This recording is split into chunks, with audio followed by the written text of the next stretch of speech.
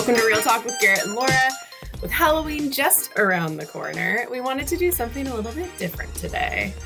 And last year we did some videos about a couple of Seattle ghost stories.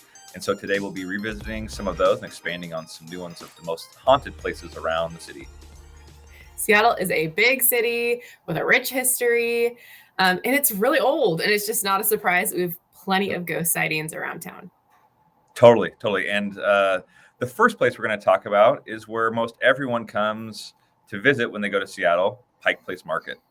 And there are countless ghost stories reported wandering the vendors there. But we want to tell about the two most well-known ones. Yeah. Okay. So I know we all go there. We walk down that main row where all the flowers are. So by far the most talked about ghost in the market is a woman known as Princess Angeline. She was a Native American woman born in the 1800s who lived in a small home where Pike Place is right now. When told that she would be moved to a reservation, she ignored the city. Good for her. Continued living in her cabin until her death. So now many people visiting report seeing her.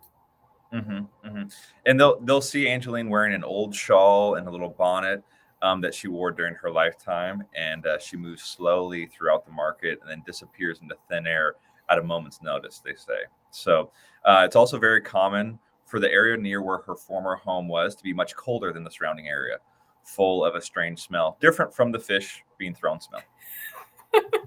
Well, good for her for, standing up for herself. That's right. Angeline isn't the only ghost that wanders Pike Place. She's definitely the one with the most history, the richest history. And the other figure that's around the market, that's actually one of the original founders, was a man named Franklin Goodwin. And he had an office next to the basement of what is now the Alibi Room. Do you think that Ghost Angeline and Ghost Franklin or Frank Goodwin are like enemies, kind of like fighting for who's in charge, who runs the market? Yeah, like who has the power? I hope it's Angeline, but whatever. Anyway, Frank is a friendly ghost. He usually ghost stories are full of weird whispers or things being moved around with no one nearby. But Frank is different. Almost every reported sighting of him is the same. People describe an old man waiting at the bottom of the stairs near the bathroom, and he introduces himself as Frank and asks if anyone needs help with directions, and then he disappears. So when you're down at Pike Place Market, if you need help finding a shop, make sure you stop by the Alibi Room and see if Frank can help you out there. He might send you to a shop that doesn't exist anymore, but I wonder if his main deal was to be this helpful, kind, directions-giving person for the bulk of his time. I bet it was.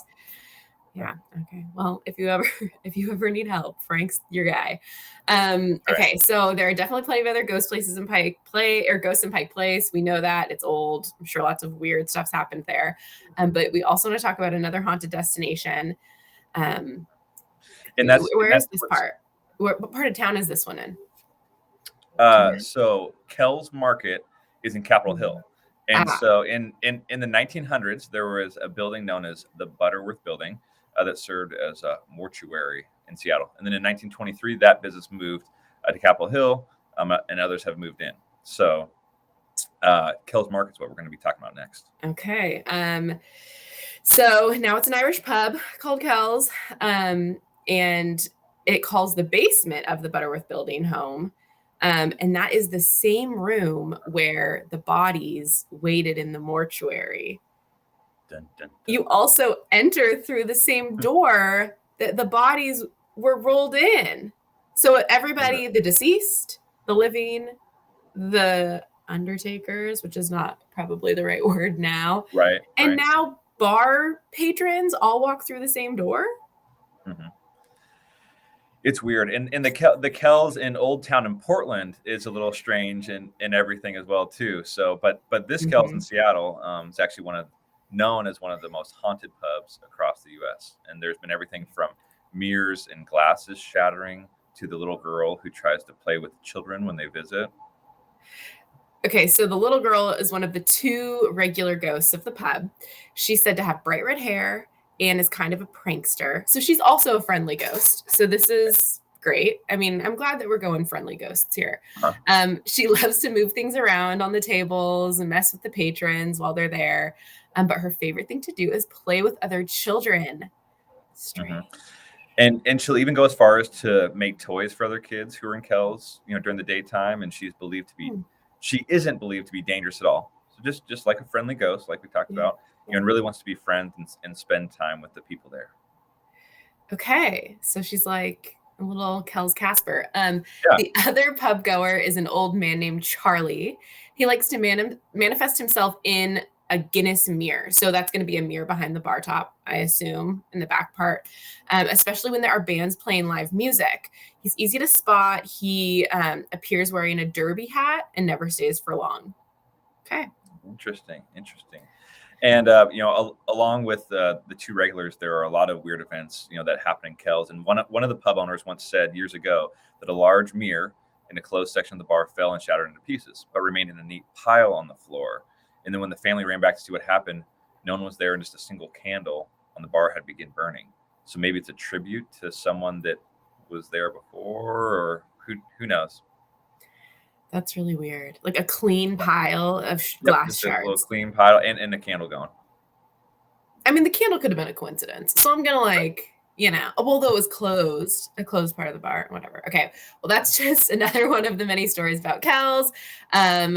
If you're ever there, make sure to stop in and see if you can find a little girl. Take your kids, see if they say something about a redheaded girl.